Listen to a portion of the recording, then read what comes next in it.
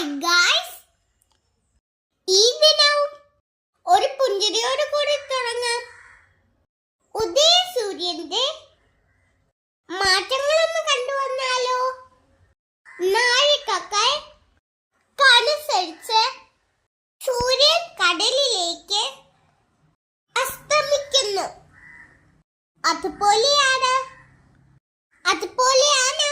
ഓരോ ചെറിയ പരാജയങ്ങളും. അടുത്ത ദിവസം